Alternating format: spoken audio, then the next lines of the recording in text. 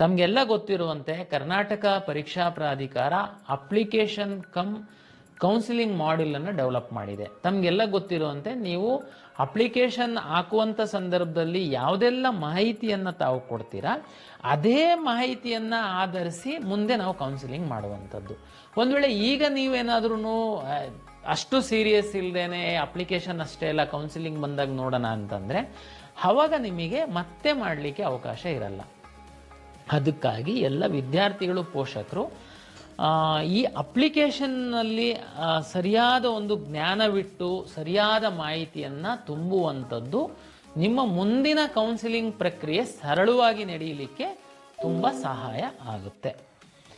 ಗ್ರಾಮೀಣ ಪ್ರದೇಶದ ನಗರ ಪ್ರದೇಶದ ಎಲ್ಲ ವಿದ್ಯಾರ್ಥಿಗಳು ನಮ್ಮ ಒಂದು ಅರ್ಜಿ ಸಲ್ಲಿಸೋದ್ರಿಂದ ಹೆಚ್ಚಿನದಾಗಿ ನಾವು ಗ್ರಾಮೀಣ ಪ್ರದೇಶದ ವಿದ್ಯಾರ್ಥಿಗಳಿಗೆ ಅನುಕೂಲ ಆಗುವ ಹಿನ್ನೆಲೆಯಲ್ಲಿ ಸಾಕಷ್ಟು ಈ ಬಾರಿ ನಾವು ಸುಧಾರಣಾ ಕ್ರಮಗಳನ್ನು ಅಳವಡಿಸ್ಕೊಂಡಿದ್ದೀವಿ.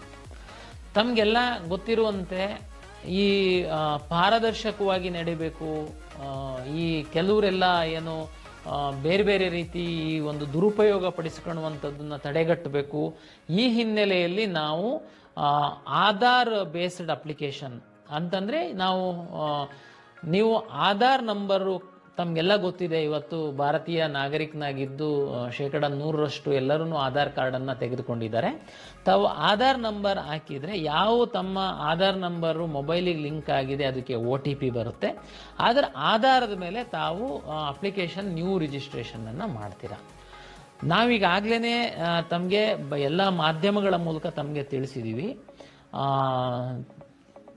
ಆಧಾರಲ್ಲಿರುವಂತಹ ಹೆಸರು, SSLC ಮಾರ್ಕ್ಸ್ ಕಾರ್ಡಲ್ಲಿರುವಂತಹ ಹೆಸರು ಹಾಗೂ SSLC ಮಾರ್ಕ್ಸ್ ಕಾರ್ಡಲ್ಲಿರುವಂತಹ ಜನ್ಮ ದಿನಾಂಕ ಮತ್ತು ಆಧಾರ್ ಕಾರ್ಡಲ್ಲಿರುವಂತಹ ಜನ್ಮ ದಿನಾಂಕ ಒಂದೇ ಇರುವಂತೆ ದಯಮಾಡಿ ಪೋಷಕರು ನೋಡ್ಕೊಳ್ಬೇಕು.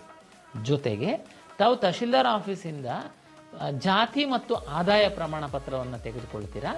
ಅದರಲ್ಲಿ ವಿದ್ಯಾರ್ಥಿ ಹೆಸರು, ತಂದೆ ಹೆಸರು ಮತ್ತು ತಾಯಿ ಹೆಸರು ಬರುತ್ತೆ.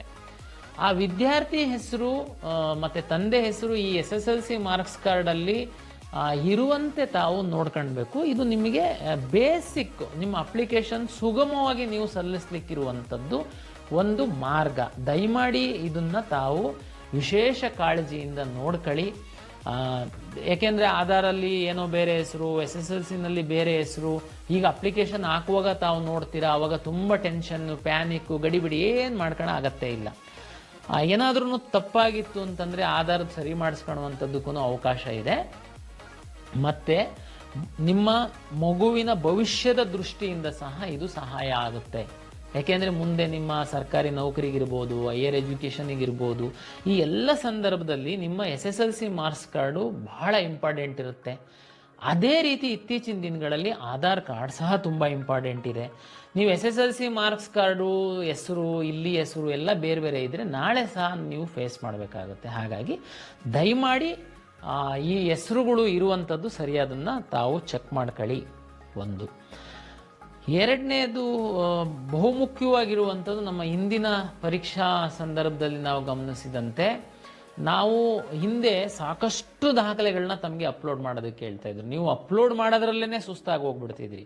ಅದಕ್ಕೆ ನಾವು ಜಸ್ಟ್ ಸಿಗ್ನೇಚರು ಮತ್ತು ಫೋಟೋ ಮಾತ್ರ ಅಪ್ಲೋಡ್ ಮಾಡೋದಕ್ಕೆ ಹೇಳಿದ್ದೀವಿ.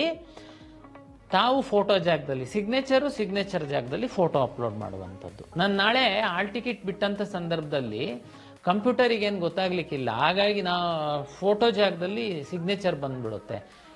ಪರೀಕ್ಷೆಗೆ ನೀವು ಬರಬೇಕು ಅಂತಂದರೆ ನಿಮಗೆಲ್ಲ ಗೊತ್ತಿದೆ, ನಾವೀಗಾಗಲೇ ಟೆಕ್ನಾಲಜಿ ಬಳಸಿ ಯಾರು ಅರ್ಜಿ ಹಾಕಿದ್ದಾರೆ ಅವರೇನೇ ಪರೀಕ್ಷೆ ಬರೀಲಿಕ್ಕೆ ಬರ್ತಾ ಇದ್ದಾರಾ ಅಂತನ್ನುವಂಥದ್ದು ಪರೀಕ್ಷಾ ಕೇಂದ್ರದ ಹೊರಗಡೆ ನಾವು ಚೆಕ್ ಮಾಡ್ತಾ ಇದ್ದೀವಿ. AI ಬೇಸ್ಡ್ ಚೆಕ್ ಮಾಡಿ ಅಲ್ಲಿ ನೀವು ಫೋಟೋ ಅಪ್ಲೋಡ್ ಮಾಡಿಲ್ಲ ಸರಿಯಾದ ರೀತಿಯಲ್ಲಿ ಅಂತಂದರೆ ನಮಗೆ ಅಲ್ಲಿ ಸಮಸ್ಯೆ ಆಗುತ್ತೆ, ನಿಮಗೆ ಪರೀಕ್ಷೆ ಬರೆಯುವಂಥ ಸಂದರ್ಭದಲ್ಲಿ ಸಮಸ್ಯೆ ಆಗುತ್ತೆ. ಜೊತೆಗೆ ನಾವು ಇನ್ನೂ ಒಂದು ಈ ಬಾರಿ ಇಂಪ್ಲಿಮೆಂಟ್ ಮಾಡಿದ್ವಿ, ತಮಗೆಲ್ಲ ಗೊತ್ತಿದೆ. ಯಾರು ಪರೀಕ್ಷೆ ಬರೆದಿದ್ದಾನೆ ವಿದ್ಯಾರ್ಥಿ, ಅದೇ ವಿದ್ಯಾರ್ಥಿ ಕಾಲೇಜಿಗೆ ಹೋಗಿ ಅಡ್ಮಿಷನ್ ಆಗಬೇಕು. ಅದೇ ಫೋಟೋ ನಾವು ಕಾಲೇಜಲ್ಲಿ ಸಹ ಕ್ಯಾಪ್ಚರ್ ಮಾಡಿದ್ವಿ. ಅಂದರೆ ಇಲ್ಲಿ ಯಾವುದೇ ರೀತಿ ಮಾಲ್ ಪ್ರಾಕ್ಟೀಸ್ ಆಗಬಾರ್ದು, ಪಾರದರ್ಶಕವಾಗಿ ಪರೀಕ್ಷೆ ಆಗಬೇಕು, ಪರೀಕ್ಷೆ ಬರೆದವನಿಗೆ ರಿಸಲ್ಟ್ ಬರುತ್ತೆ, ಪರೀಕ್ಷೆ ಬರೆದವನು ಕಾಲೇಜಿಗೆ ಹೋಗಬೇಕು ಅನ್ನುವ ಹಿನ್ನೆಲೆಯಲ್ಲಿ ನಾವು ಅಭಿವೃದ್ಧಿಪಡಿಸಿರುವಂಥದ್ದು. ಅದಕ್ಕೆ ತಮ್ಮ ಸಹಕಾರ ಇರುತ್ತೆ ಅಂತೇಳಿ ಭಾವಿಸ್ತೀನಿ. ಹಾಗಾಗಿ ತಾವು ಒಳ್ಳೆ ರೀತಿ ಫೋಟೋನ ಅಪ್ಲೋಡ್ ಮಾಡಿ ಅಂತನ್ನುವಂಥದ್ದು ತಮ್ಮ ಒಂದು ವಿನಂತಿ.